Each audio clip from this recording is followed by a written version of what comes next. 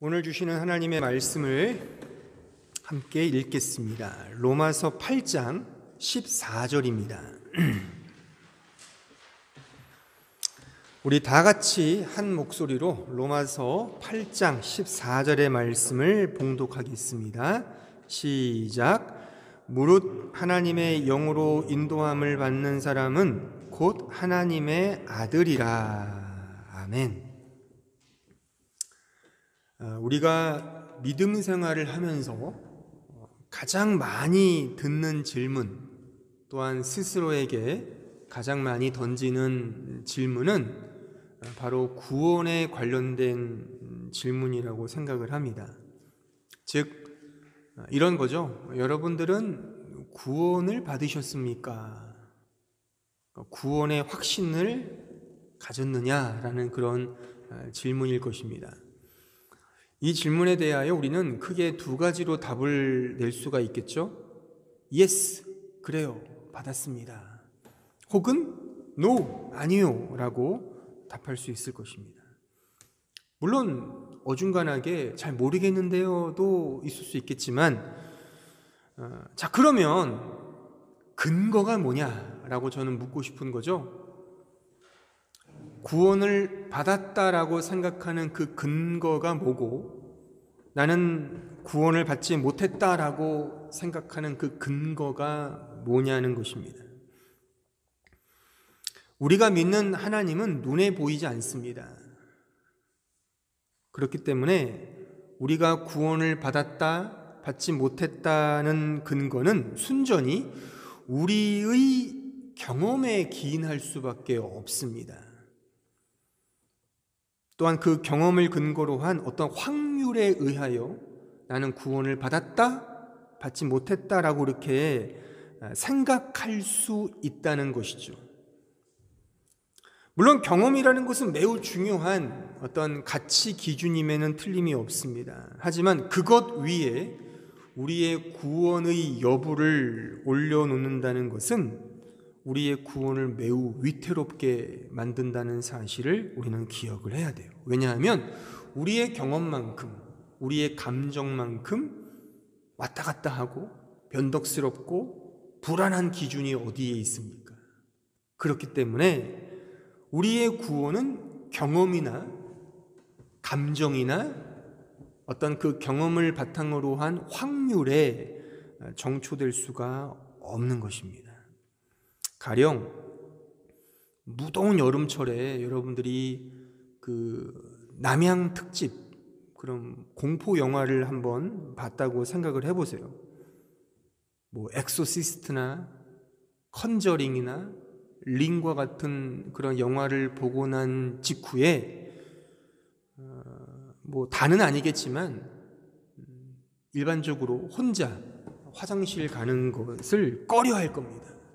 왜냐하면 없는 귀신도 있는 것처럼 느껴지기 때문이죠. 귀신은 없지 않습니까? 이런 귀신은 없잖아요. 어떻게 브라운관에서 튀어나오는 귀신이 있을 수 있겠어요? 근데 그런 영화들을 보다 보면 느낌상, 경험상 어디선가 튀어나올 것 같은 그런 불안한 감정과 느낌이 든다는 거죠. 그런 경험과 느낌이 그런 귀신을 마치 만들어낼 수도 있다는 것입니다. 모방 범죄라고 들어보셨죠? 그래서 범죄 영화나 뭐 스릴러, 폭력 영화 등을 빈번히 보면 그와 같은 범죄나 사건, 사고가 쉽게 발생한다는 그런 말이 모방 범죄입니다. 제가 학교 다닐 때, 중고등학교 때 소위 그 교실에서 껄렁껄렁하다는 친구들이 대부분이 다 성냥개비나 이쑤시개를 입에 물고 다녔어요. 왜 그런지 아십니까? 그때 그 영웅본색의 주윤발이 대세였거든요. 그래서 다 그냥 껄렁껄렁한 친구들은 다 입에다가 뭔가를 물고 다니는 거예요. 뭐 논두렁 양아치들조차도 무슨 뭔가라도 이렇게 막대기라도 물고 다니는 거예요. 왜요? 그걸 물고 다니면 자기가 주윤발이 된 것 같은 그런 묘한 자신감이 생기는 모양이죠.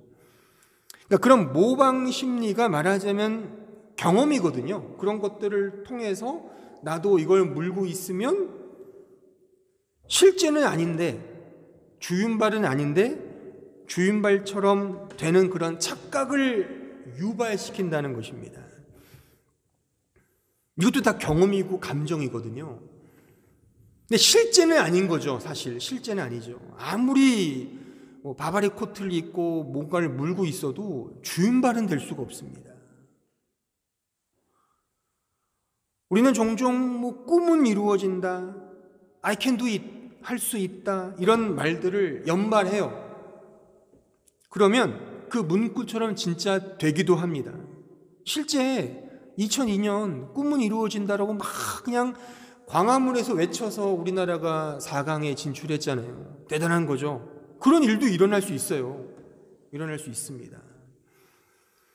하지만 그건 실제가 아니죠. 할 수 있어, 할 수 있어, 할 수 있어 라고 하는, 말하자면 자기 좀 최면일 수도 있는 거죠.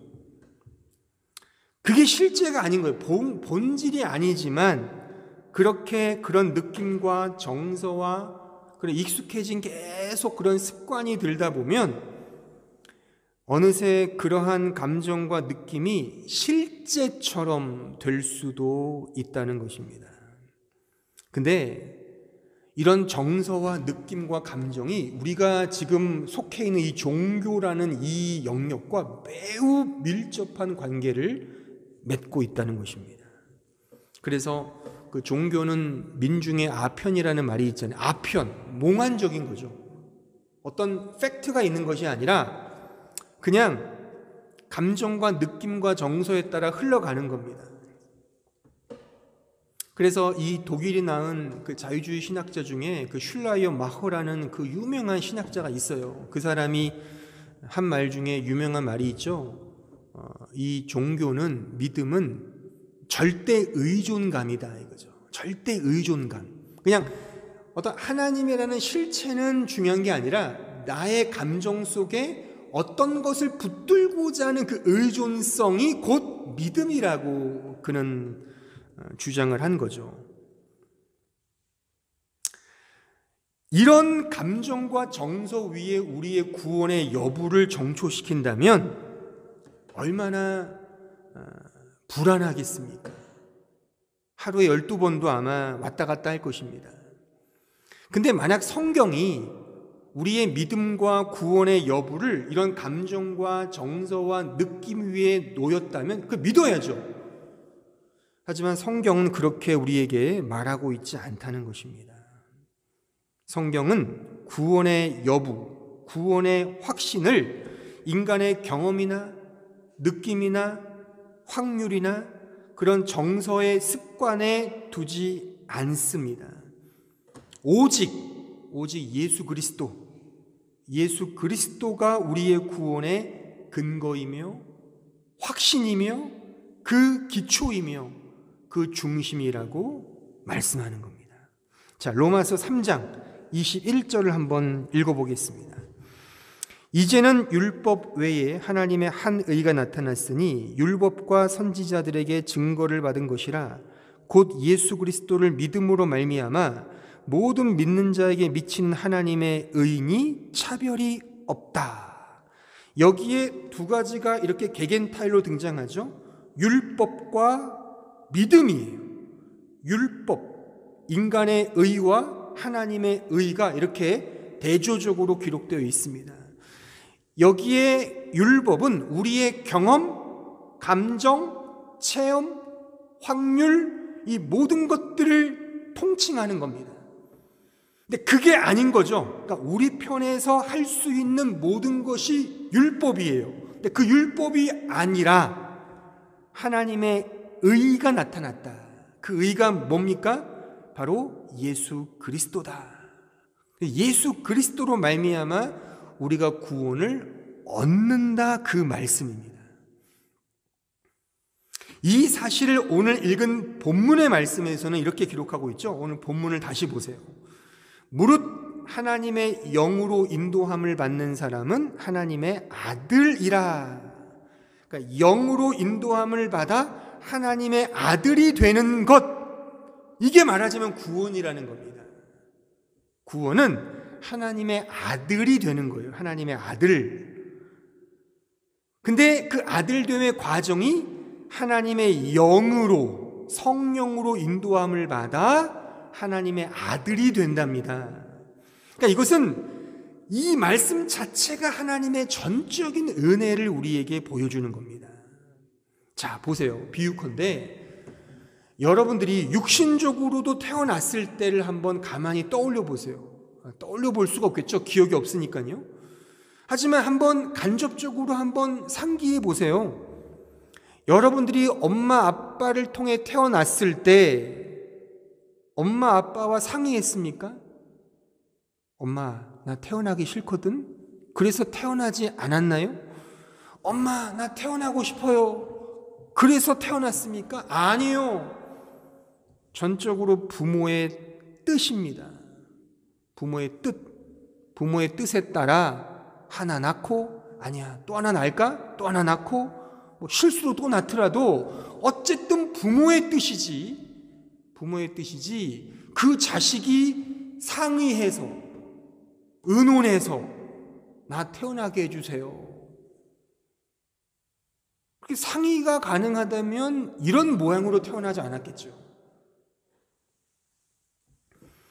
마찬가지로 우리가 하나님의 아들됨도 같다는 것입니다. 내가 노력해서 하나님의 아들로 태어나는 것이 아니라 하나님의 전적인 은혜의 뜻대로 거듭나는 거예요.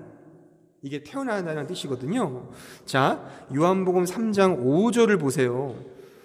예수께서 대답하시되 진실로 진실로 내게 이르노니 사람이 물과 성령으로 나지 아니하면 하나님의 나라에 들어갈 수 없느니라. 육으로 난 것은 육이요 영으로 난 것은 영이니 내가 내게 거듭나야 하겠다 하는 말을 놀랍게 여기지 말라. 바람이 의무로 불매 내가 그 소리는 들어도 어디서 와서 어디로 가는지 알지 못하나니, 보세요, 성령으로 난 사람도 다 그러하다. 여기에 거듭남이 아들됨이라는 말과 이게 같은 말로 이해할 수가 있어요. 그러니까 성령으로 거듭나는 것, 하나님의 영으로 아들이 되는 거예요. 이게 구원이에요. 구원. 자, 그러면 여기서 한 걸음 더 들어가서 한번 생각을 해보자고요. 그러니까 구원은 하나님의 아들됨이라 하자면, 자, 그러면 왜 그냥 구원이라고 하면 될 것을 왜 오늘 본문을 포함하여 왜 우리가 받은 구원을 아들됨이라고 말할까? 성경이. 예? 그렇잖아요. 그냥 구원을 얻었어, 뭐 천국에 가는 거야, 영생 얻었어 라면 될 텐데, 성경은 그런 워딩만이 아니라 중심적으로 하나님의 아들이 된다라고 설명한단 말이에요. 아들. 그러니까 왜 이런 워딩을 성경이 쓸까를 우리는 좀 추적을 해봐야 되는데, 성경이 말하는 아들됨은 하나님의 영원하신 아들, 그 예수 그리스도를 강조하기 위한 표현입니다. 다시 말합니다. 성경의 아들됨은 하나님의 영원하신 아들 예수 그리스도를 강조하기 위한 표현이에요. 다시 말하면 이런 표현은 우리의 구원의 근거는 오직 예수 그리스도임을 강조하기 위한 설명입니다. 우리 신자가 하나님의 아들이 된다는 것은 하나님의 영원하신 아들 예수 그리스도와 하나가 된다는 것을 의미하는 거예요. 그래서 우리가 아들 된다라고 이렇게 성경에 말씀을 하는 겁니다. 이게 구원이거든요.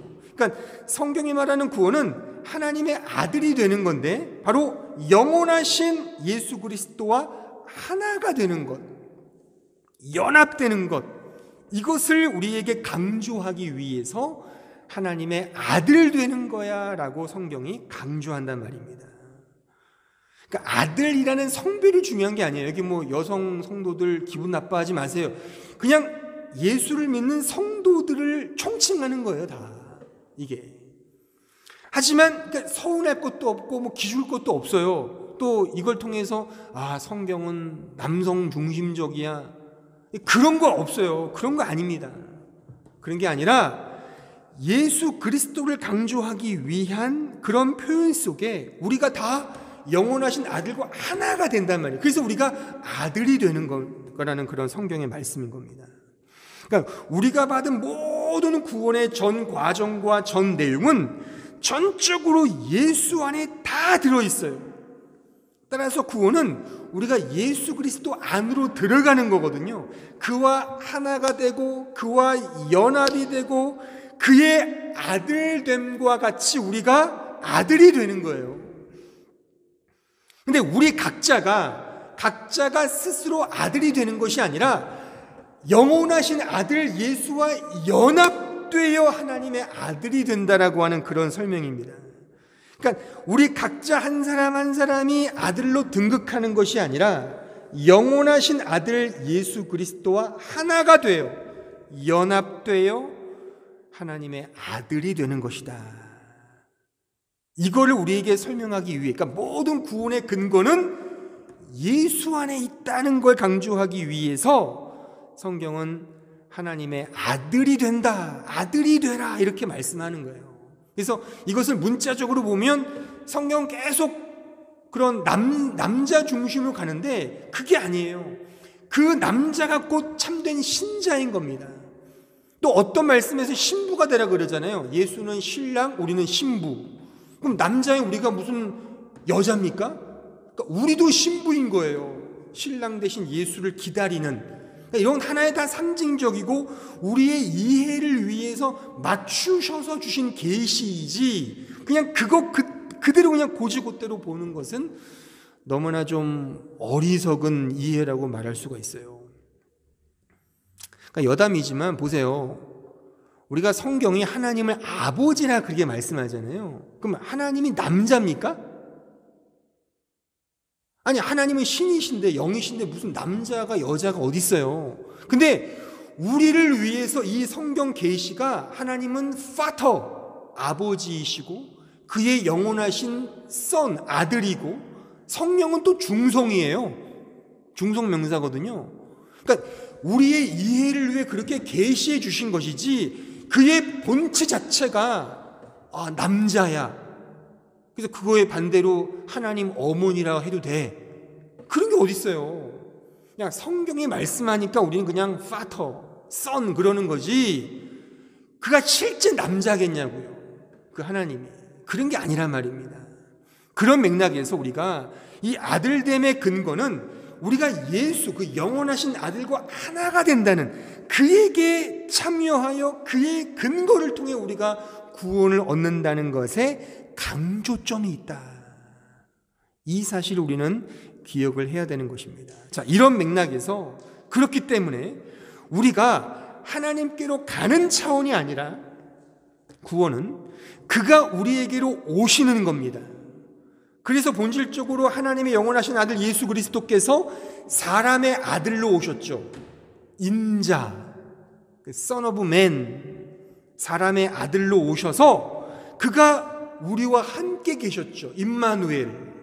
그래서 우리를 위해 죽으시고 부활하사 사람의 아들, 인자에서 하나님의 아들로 선포되셨잖아요. 근데 그 예수가 선포된 그 아들 안에 우리를 참여시키시사 우리를 하나님의 아들로 만드신 거예요. 이게 신자의 구원인 겁니다. 자, 이 말씀이 로마서 1장 4절에 보세요 한번. 자, 성결의 영으로는 죽은 자들 가운데서 부활하사 능력으로 하나님의 아들로 선포되셨으니 곧 우리 주 예수 그리스도다. 자, 보세요. 아니 원래 예수님은 하나님의 독생자 아들이란 말이에요. 원래 그가 이 세상에 오시기 전부터 원래 선재해 계신 하나님의 로고스, 그의 독생자 아들이에요. 근데 여기는 보면은 아들로 선포되었대요. 이게 무슨 말일까요? 그러니까 이 아들이 아들로 선포되었다는 것은 이제 우리의 구원을 위하여 사람의 아들로 오셔서 우리를 위하여 십자가에 죽으시고 부활하사 우리의 구원을 위하여 하나님의 아들로 이제 만천하에 선포되신 거예요. 선포되셔서 이제 우리를 그 아들로, 그 아들 안에 우리를 포함시킨 겁니다. 참여시키셔서, 연합시키셔서 이제 우리로 아들 되게 하셨다라고 하는 사실이에요. 이 사실을 로마서 8장 29절은 이렇게 우리에게 설명하죠. 자, 하나님이 미리 아신 자들을 또한 그 아들의 형상을 본받게 하기 위하여 미리 정하셨으니 이는 그로 많은 형제 중에서 맏아들이 되게 하려 하심이니라. 보세요. 그러니까 굳이 맏아들은 예수 그리스도죠. 첫째 아들. 근데 우리 모두가 다 그 맏아들과 하나가 돼요. 이제 우리도 이 피조물인 우리가 우리의 공로나 우리의 행위나 우리의 잘남이 아니라 오직 예수 그리스도 그 영원하신 아들의 공로로 우리가 그 아들의 형상을 본받는 하나님의 아들이 되었다라고 하는 사실입니다. 이게 우리가 얻은 구원이라는 겁니다, 여러분들. 그러니까 구원은 단순히 천국에 가고 영생을 얻고 이런 맥락 정도가 아니라 우리의 존재 자체가 바뀐 거예요, 완전히 이제 우리는 하나님의 아들이 되었다는 겁니다. 하나님의 자녀, 뗄래야 뗄 수 없는 그 존재적인 관계가 성립되었다는 것인데 그 성립의 근거와 그 바탕과 기초가 우리에게 있는 것이 아니라 우리의 맏아들 되신, 이 말씀으로 말하면 맏아들 되시며 이 땅에 오셔서 하나님의 아들로 선포되신, 근데 그 선포된 근거가 뭐예요? 부활을 통하여 이제 이 만천하에 내가 너희들의 구원을 위한 하나님의 아들이야 라고 선포가 되었다는 거예요. 선포하신 이후에 이제 그 아들 안에 당신의 백성들을 하나로 묶으신 거예요. 그래서 묶임받은 우리들은 이제 하나님의 아들이 된 겁니다. 이제 우리의 구원은 이런 아들의 관계가 된 거예요. 부모 자식의 관계. 그러니 누가 과연 이것을 끊을 수 있겠습니까? 이 관계를 끊을 수 없다는 게 우리가 지금 배우고 로마서 8장 말미에 나오잖아요. 과연 그 무엇이 하나님의 사랑을 끊을 수 없냐? 사랑이라고 그렇게 명명했지만 오늘 설교로 말하면 하나님의 아들이 되었는데 어떻게 끊을 수 있겠습니까, 여러분? 그러니까 저는 그래요. 저도 자식이 있지만요. 진짜 부모로서 자식은 끊을 수가 없을 것 같아요. 그러니까 부부는 그냥, 물론 부부도 사랑하기 때문에 그렇게 하면 안 되겠지만 그냥 도장 찍으면 남남이 되는 거거든요, 사실. 그렇지만 부모 자식은 소위 천륜이라 그러잖아요. 이거 끊을 수가 없는 거예요. 그러니까 우리 자식 가지신 분들 생각해 보세요. 이제 앞으로 나오겠지만, 아니 이 자식이 속 썩인다고 야, 너 호적에서 파야 되겠다, 저리 가, 그럴 부모 그렇게 하실 거예요? 저도 이 말씀을 준비하면서 정말 객관적으로 생각을 했어요.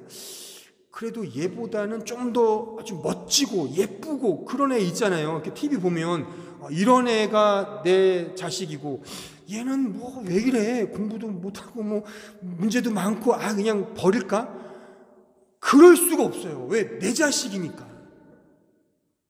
지금 그거를 성경이 말씀하고 있다는 거예요. 그러니까 끊을 수가 없는 거예요. 근데 그 끊을 수 없는 이 토대를 하나님께서, 소위 성부 성자께서 영원한 협약을 통해 이제 우리의 구원을 위하여 서로 어떤 계획을 세우셨다는 거예요. 그게 성경의 증언에 의하면. 그래서 성부는 우리를 사랑하시고 성자 아들, 영원하신 아들 그 하나님은 우리를 위하여 이 세상에 오셨다는 거예요.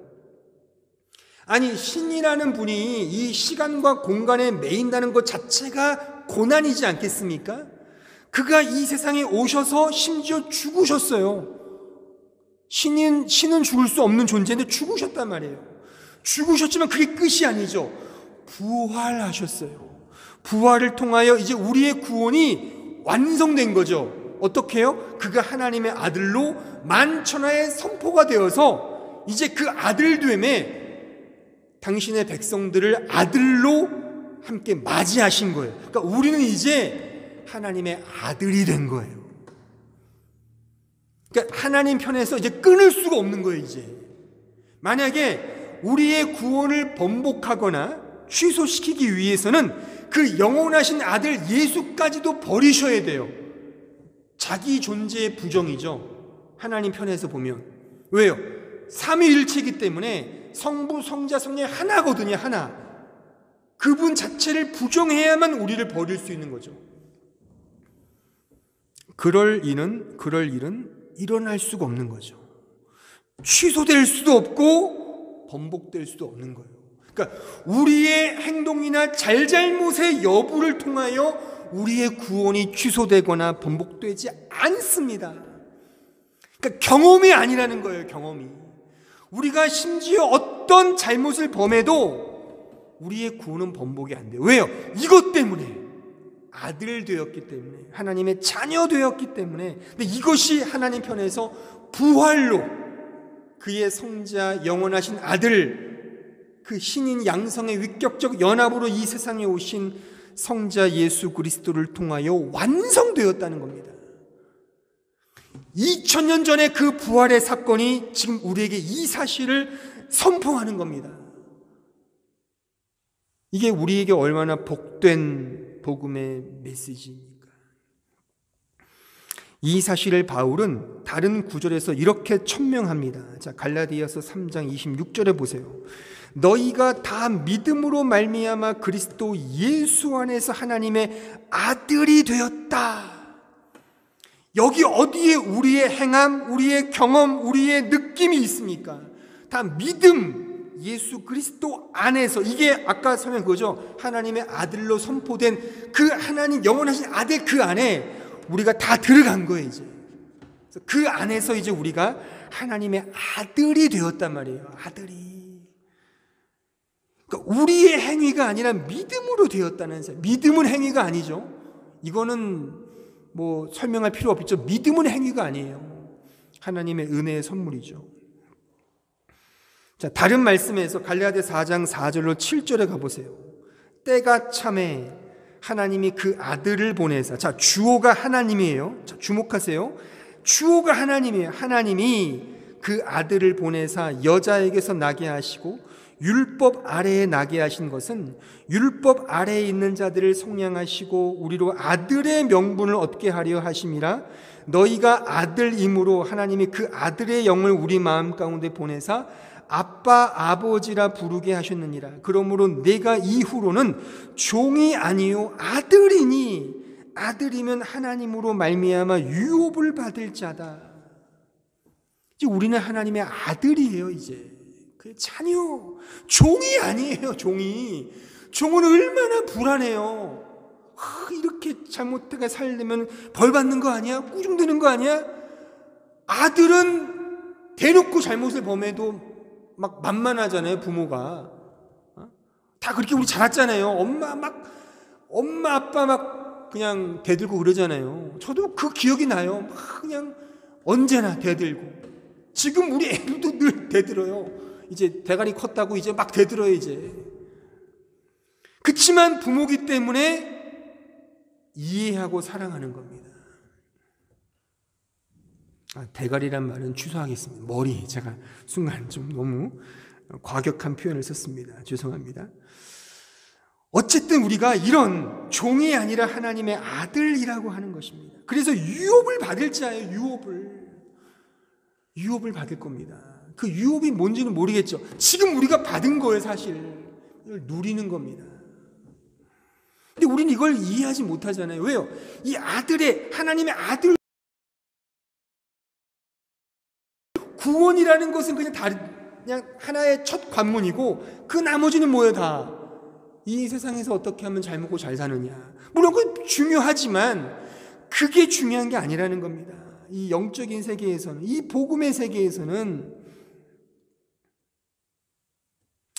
예수 그리스도께서 부활을 통해 이기셔서 우리의 구원이 완성된 거예요. 완성된 거예요. 완성. 미완성이 아니에요. 미완성이. 무슨 미완성곡도 많잖아요. 제가 존경하는 신학자들 중에도 미완성 책들이 많아요.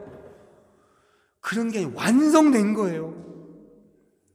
이제 우리가 뭔가 또 열심히 믿음 생활을 잘하고 뭐 열매를 많이 맺고 전도를 많이 하고 충성 많이 하고 봉사 많이 하면 남다른 상급 받겠지, 그런 거 성경에 없습니다. 상급이 그런 게 아니에요. 그런 게 아닙니다. 따라서 우리의 구원을 위해 행동하신 분은 오직 예수 그리스도 한 분뿐이에요.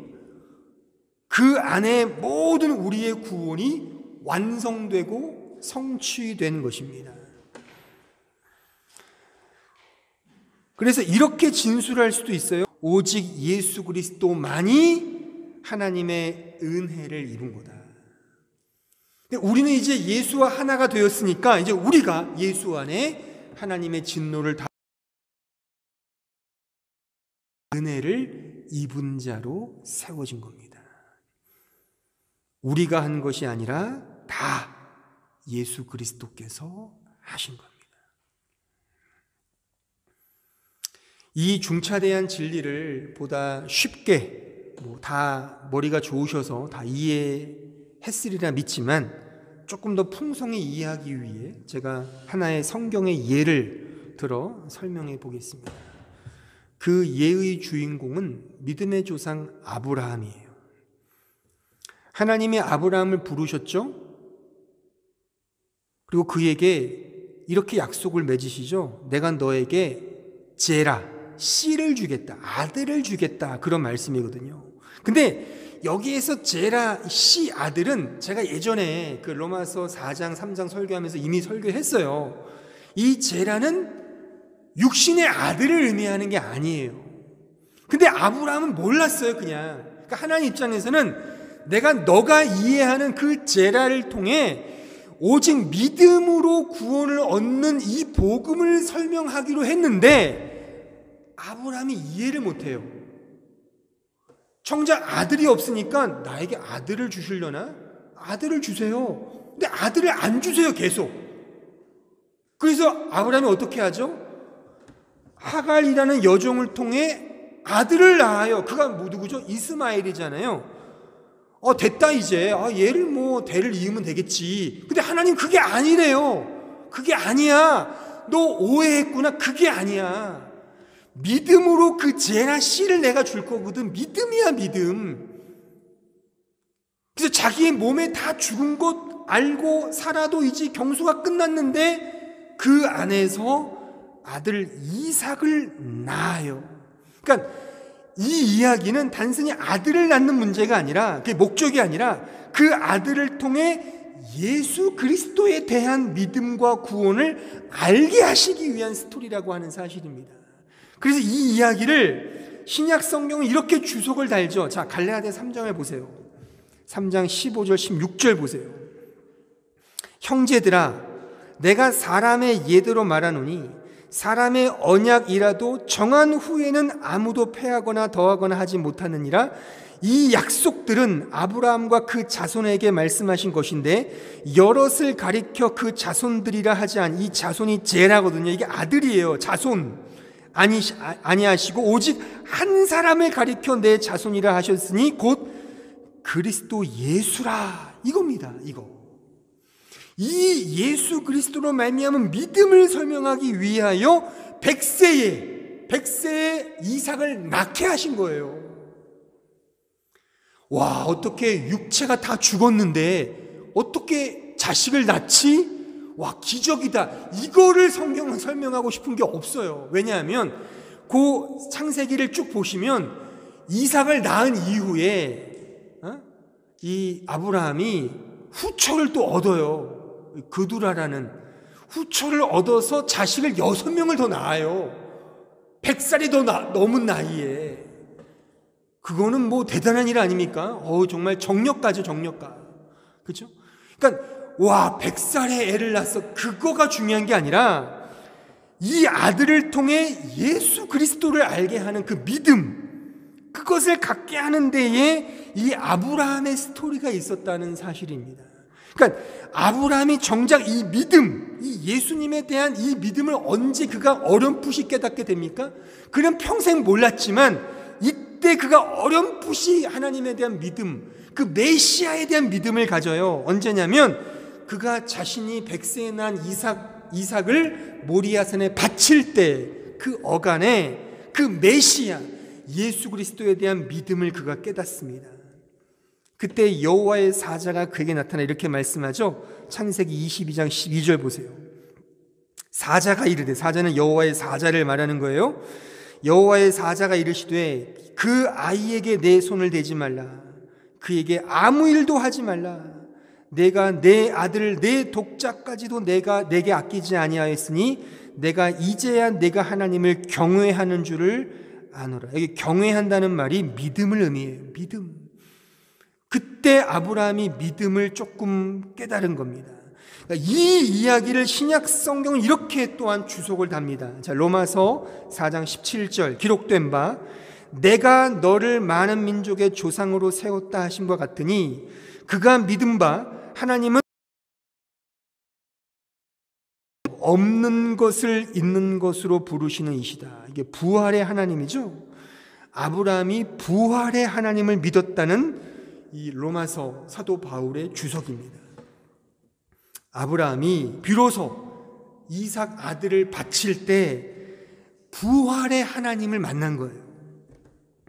죽은 자를 살리시는 부활의 하나님을 믿은 거예요. 물론 지금 우리처럼 말씀으로 이 세상에 오신 이 예수 그리스도를 온전히 이해하지는 못했겠지만 자기 자식 이삭을 통하여 어렴풋이지만 메시아이신 예수 그리스도를 그는 어렴풋이 깨닫고 그 예수를 통해 내가 하나님의 아들이 되겠구나를 소망 가운데 확신 가운데 믿었다는 사실이에요. 그래서 예수님은 이 사실을 이렇게 우리에게 분명하게 말씀하죠. 요한복음 8장 56절에 보세요. 너희 조상 아브라함은 나의 때가 예수님의 때를 말하는 거예요. 지금 예수님 말씀하신 거니까 예수님 때, 나의 때 볼 것을 즐거워하다가 보고 기뻐했다. 이게 말이 됩니까? 예수님은 한참 그의 후손인데 어떻게 아브라함이 예수를 봐냐고요. 지금 제가 설명한 이 이야기입니다. 아브라함이 이삭을 통하여 처음에는 육신의 아들만을 자식을 생각했지만 이 자식을 통해 메시아이신 영원하신 아들 예수를 본 거예요. 그래서 그가 모리아산에서 이삭을 바칠 수 있었던 것입니다. 그걸 통해 그는 이거구나. 죽은 자를 살리시는 그 부활의 하나님, 우리를 위하여 정확히 알지는 못하지만 우리를 위하여 부활하실 그 예수님을 보면서 감격하고 즐거워했다는 사실입니다. 따라서 하나님의 부활, 그리스도의 부활은 우리의 아들됨, 우리의 구원의 확증을 의미하는 것입니다. 부활을 통해 예수 그리스도는 우리를 위한 구원의 아들로 세워지셨어요. 선포되셨죠. 이제 그 아들 안에 우리를 다 묶으셨어요. 이제 우리의 아들됨이 공포가 된 것입니다. 이제 우리는 하나님의 아들로서 이 세상을 살아가는 자입니다. 자, 말씀 볼까요? 데살로니가전서 5장 5절로 8절 보세요.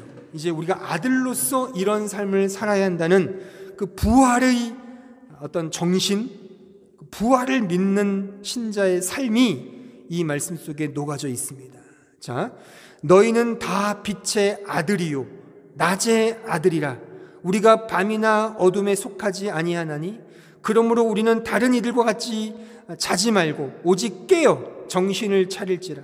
자는 자들은 밤에 자고 취하는 자들은 밤에 취하되 우리는 낮에 속하였으니 정신을 차리고 믿음과 사랑의 호심경을 붙이고 구원의 소망의 투구를 쓰자. 이제 우리는 하나님의 아들들답게 빛의 아들로 살아가는 거예요. 그 구체적인 개념이 오늘 본문 이 8절 나와 있죠. 믿음, 사랑, 소망인 거예요. 제가 몇 주 전에 신자의 정당함이라는 설교 때 이 부분을 설교했어요. 믿음, 소망, 사랑이에요. 이것이 우리 신자의 정당함이고, 그 정당함이 우리에게 있는 것이 아니라 우리가 하나님의 아들이 되었기 때문에 아들로서의 유업이 이 내용이라고 하는 사실이에요. 그러니까 우리가 이 사랑과 소망과 이 믿음으로 살아가는 것이 이 유업을, 하나님의 아들로서의 삶을 영위하는 그런 모습이라고 말할 수가 있습니다. 또 에베소서 5장 8절로 10절에 가보세요. 너희가 전에는 어둠이더니 이제는 주 안에서 빛이라. 보세요. 그 다음, 빛의 자녀들처럼 행하라. 빛의 열매는 모든 착함과 의로움과 진실함에 있느니라. 주를 기쁘시게 할 것이 무엇인가 시험하여 보라. 여기 보세요. 착함, 의로움, 진실함. 이게 믿음, 소망, 사랑이에요. 하나님의 아들로서의 우리는 이제 빛의 자녀들입니다. 빛의 열매인 착함과 의로움과 진실함, 믿음과 소망과 사랑으로 살아가는 거예요. 이것이 하나님을 기쁘시게 하는 그런 믿음의 삶인 것입니다. 그리스도의 부활을 믿는 우리 아들들의 믿음 생활인 거예요. 믿음 생활. 하지만 꼭 기억하세요. 이 믿음, 소망, 사랑, 착함, 의로움, 진실함은 우리에게 없죠. 우리의 자연적 본성과 성향에는 없어요. 어디에 있죠? 예수 안에 있죠. 그러니까 하나님의 영원하신 아들의 하나가 된 우리가 이제 그리스도 안에 있는 것이 우리의 것이 되었기 때문에 그 복음 안에서 이제 우리가 이것을 추구하며 살 수 있다는 겁니다. 의로움, 진실함은 내 육신적 안에는 없다는 거예요. 자연적 성향에는 없습니다. 오직 예수 그리스도 안에만 있는 거예요. 이것이 우리가 이 부활을 통하여 깨달을 수 있는 아들됨의 아주 풍성한 은혜의 진리인 것입니다. 빛의 자녀들처럼 행한다고 해서 우리의 공로가 아닌 거예요. 그래서 이 부분에 참 저는 사실 할 말이 많습니다. 제가 이 시대의 목회자로서 나름 목회를 오래 하면서 저는 이 시대의 가장 큰 성도들의 문제가 뭔가 바로 이거라고 생각을 합니다. 이 아들됨, 그리스도 예수와 연합되어 하나님의 은혜로서 그리스도와 하나가 된 이 복음의 정신을 간과한 채 그냥 내 힘과 내 능력과 내 성향으로 믿음, 소망, 사랑을 실천하려고 그러고 착함. 그러면 제가 이 로마서 강의를 하면서 계속 강조하듯이 기독교나 세상 종교나 다를 바가 없습니다. 그게 아닌 거예요. 우리 기독교는 성경이 말하는 우리 신자의 삶은 오직 예수 그리스도예요. 그 안에 우리의 모든 것이 다 있는 거예요. 그러니까 이제 그가 가진 모든 믿음, 소망, 사랑, 그 의와 진리와 선함과 착함과 의로움과 거룩함이 다 우리의 것이 되었어요. 근데 실제 우리의 것은 아니죠. 사실 우리는 매일같이 죄를 짓지 않습니까? 우리의 것이 아니에요. 다만 그 안에 있음으로써 우리의 것이 되었죠. 그러니까 우리가 열심히 그걸 추구하는 거예요. 추구해도 우리의 공로가 아닌 거예요.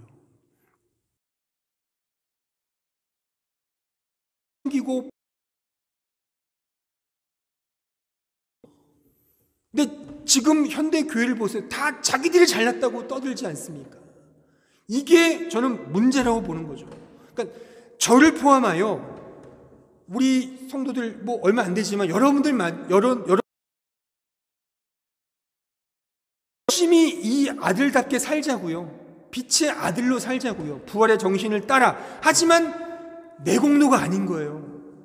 근데 우리는 이 근거를 예수에게 두지 않고 자기 자신의 경험과 느낌에 두니까 필 받을 때는 열심히 일을 해요.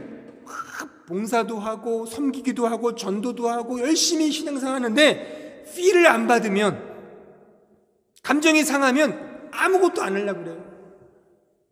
그렇지 않습니까? 저도 그래요. 저도 그렇습니다. 그러니까 이거를 어떻게 의지하냐고, 이거를. 이게 아니라는 겁니다.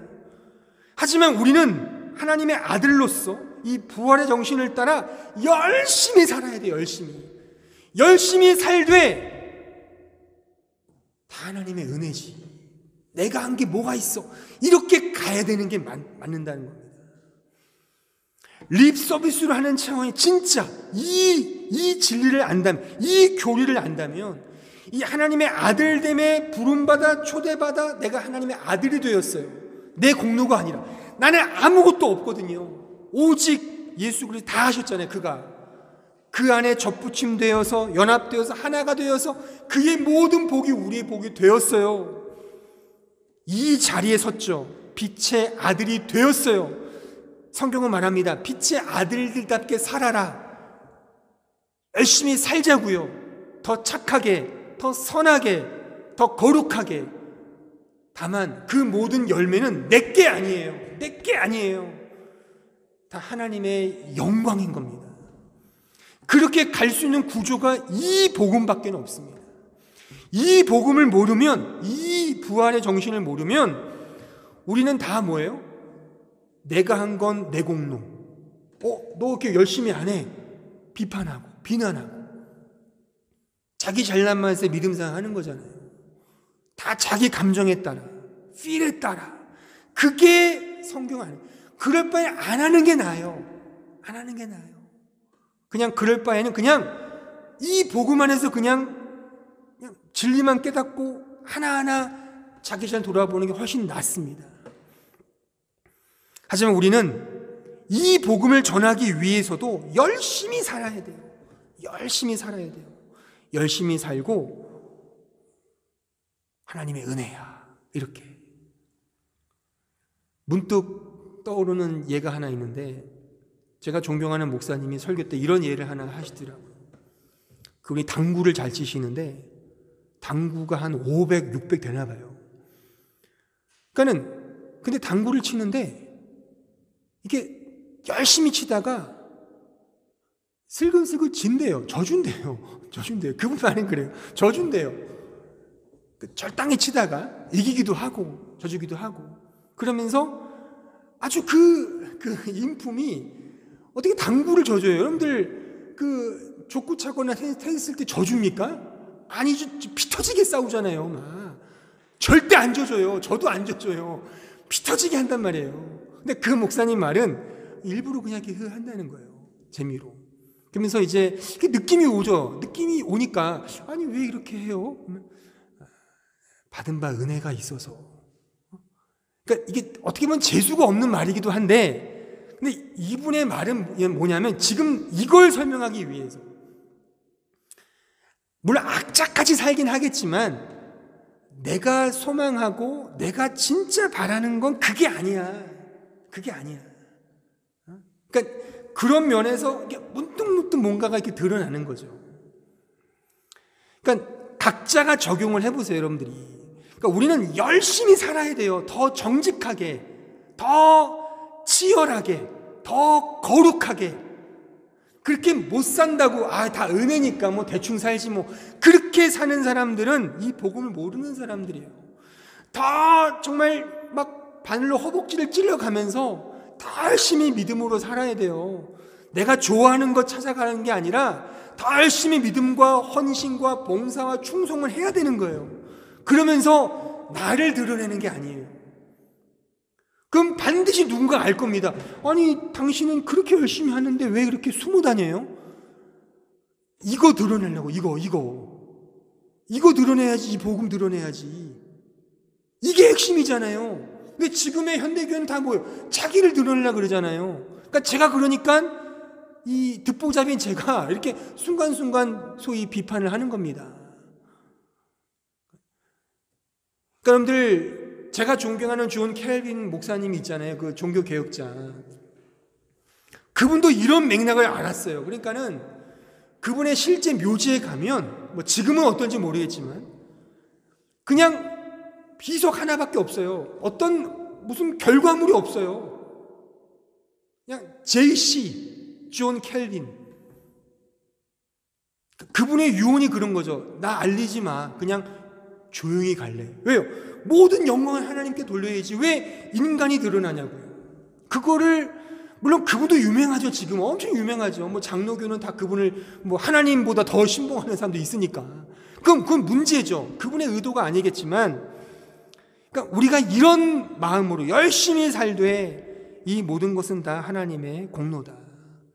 이게 빛의 아들들이 가지고 있는 정서가 돼야 되는 것입니다.